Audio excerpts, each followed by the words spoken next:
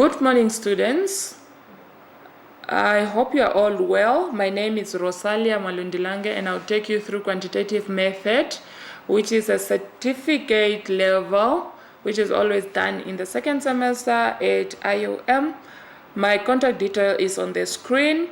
You can call me if you have any queries based on either your assignment, preparing for exams, or anything else concerning IUM as I'm your coordinator at IUM.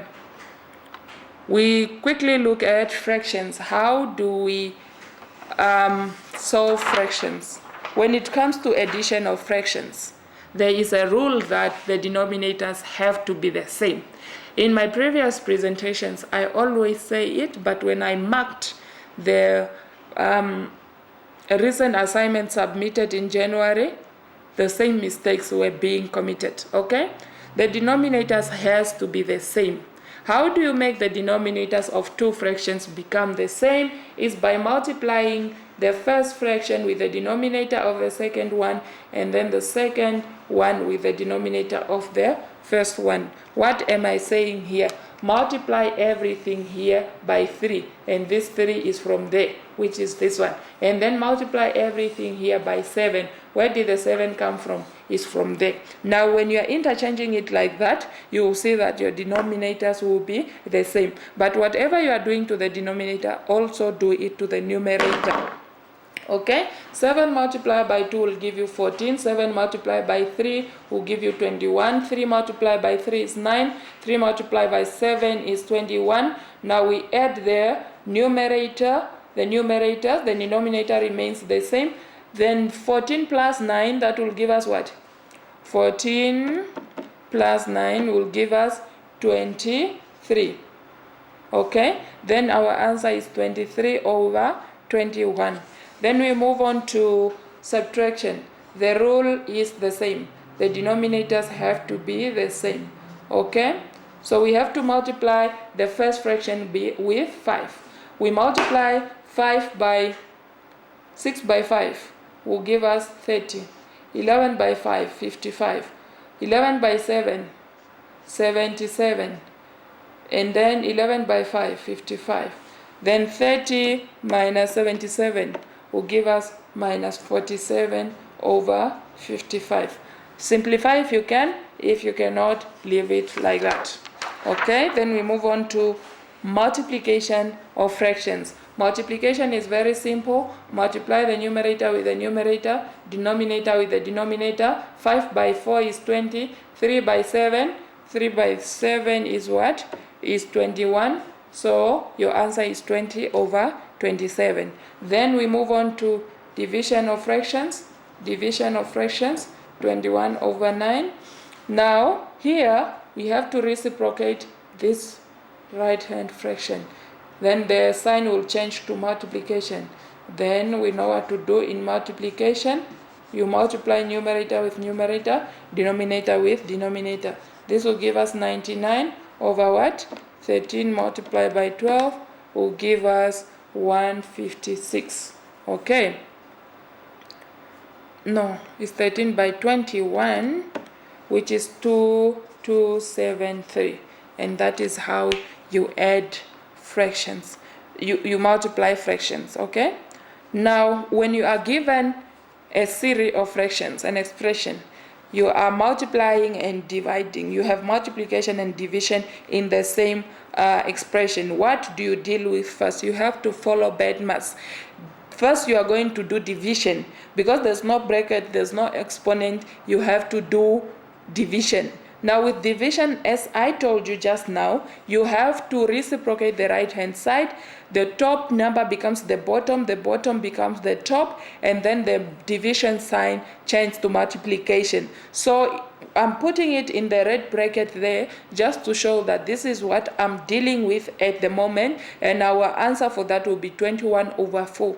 Now 21 over 4, remember there's a 3 over 7 that needs to be multiplied with it. So 3 multiplied by 21 is 63, 7 multiplied by 4 will give you 28. You simplify if you can. If you can't, leave it like that.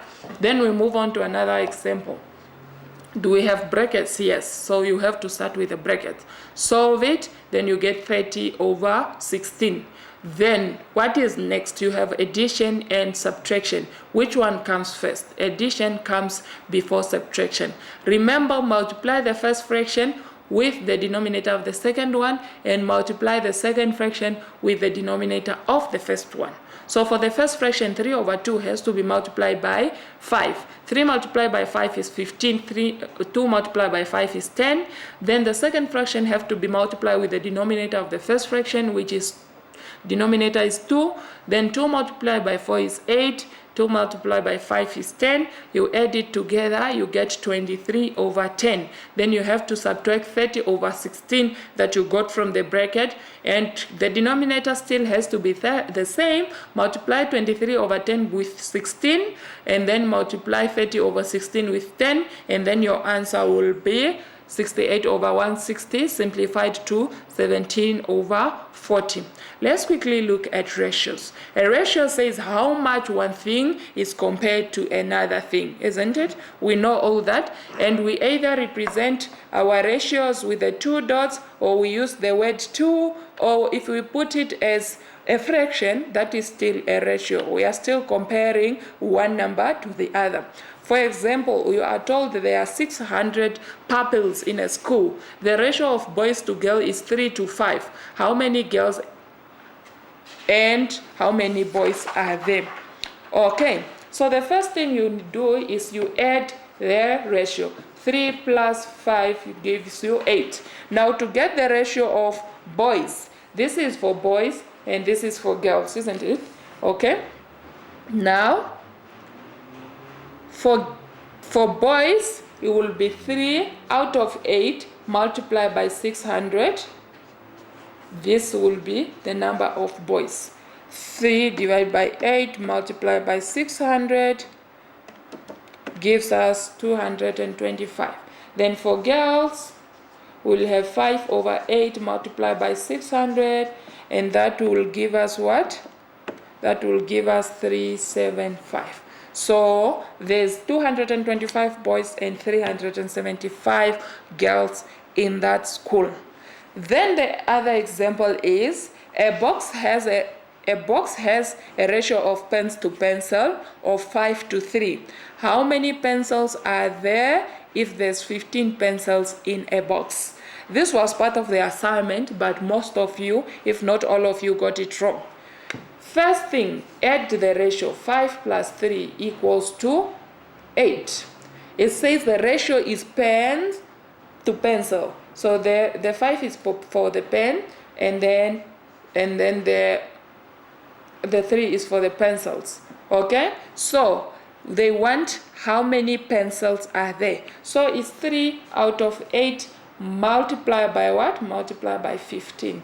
That will give you the number of pencils, and that is 5.625 pencils. You round it off, it's approximately 6 pencils in the box.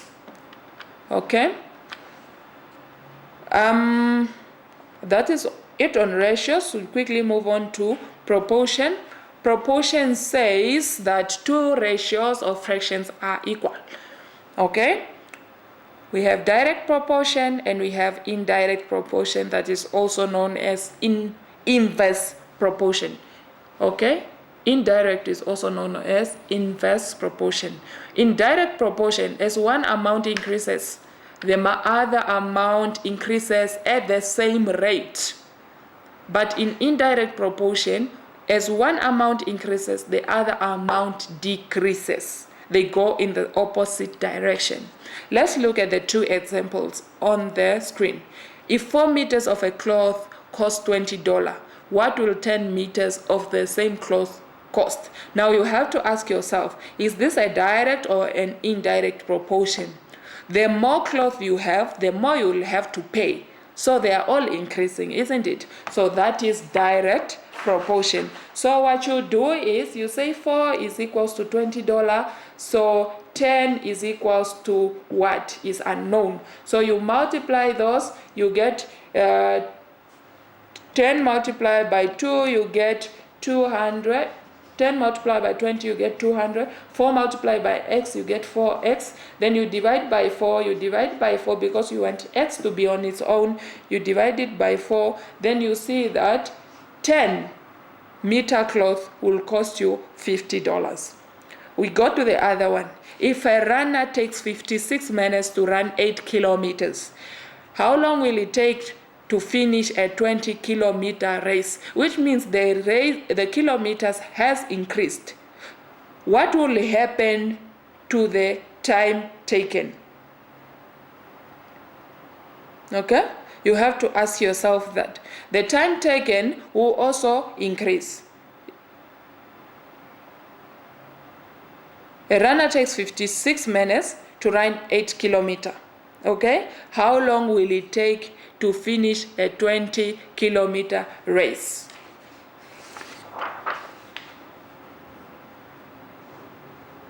Okay? So that will be 56 minutes is equals to 8 kilometers. So for the 20-kilometer race, what will be the time taken to finish the 20-kilometer race? It means the time will also increase. So we are going to say 56 you multiply by 20 and then you divide it by 8. The time that will be taken is 140 minutes. Okay? The time will also increase. That is how many hours? Is 2 hours and 20 minutes.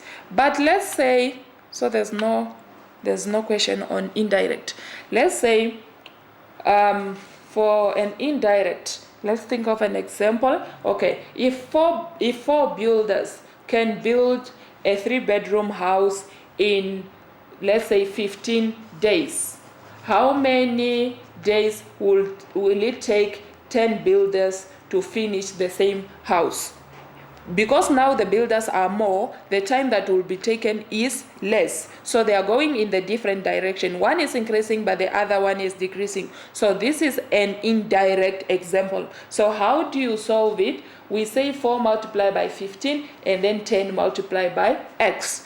Remember the other one we were doing it as a cross multiplication, but now is component by component. 4 multiplied by 15, that gives you 60. And then 10 multiplied by x, that gives you 10x. Then you divide by 10, then it will take them 6 days. It will take 10 builders will take 6 days to complete the same 3 house building. Okay? Then we come to depreciation. Depreciation means a loss of value of an asset over time. This will be due to circumstances like maybe it's torn or it's worn out. Okay? Now, there's 2 methods on how we calculate the depreciation. We have a straight line method and we have a reducing balance method. Let's look at the 2 methods. Okay. This is very important, but it's very easy for you to understand. Read your study guides. I will not go through this one because we have some other things that are a bit difficult to do and time is not on our side. Measure of central tendency. But you have to know those depreciations for your preparations for exam.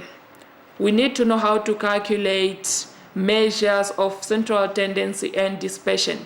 We need to know how to calculate the mean, the median, the mode, the interquartile range, the quartile deviation, standard, and deviation. Okay? The mean, median, mode, we know how to calculate it. The quartiles, some of you know, some of you don't know, but it's as shown on the screen. And then the standard deviation, if you follow those steps, you will get it right for an ungrouped data set. Okay? And then for the grouped data, the mean is also shown on the screen. Because of time, I cannot be able to go through, but the good thing is you can follow it at your own time. Okay? The median, the formula is there, everything is defined. The mode is also given by that formula, and you can also follow it. And then the variance of a grouped data set. If you look at this one, it's grouped because all the numbers between 1 and 10 are brought together, 11 and 20 are brought together. So it's not the same as calculating for that. Okay? I hope you can see the difference, and the difference is very, very clear. Then when it comes to skewness, they always ask the question on skewness. What you do is you just compare your mean and your median. If the mean is less than the median, it's negative or left skewed. If the mean is greater than the median, it's positive or skewed to the right. If the mean is equal to the median, then it's symmetric. You also need to know how to do simultaneous equations. You have to know how to solve it by the two methods, elimination and substitution, is very, very important for your exams. Okay, thank you very much. That is like a kind of scope for your May examination, and I hope you find these presentations useful, and you can call me if you have any questions. Okay, thank you very much.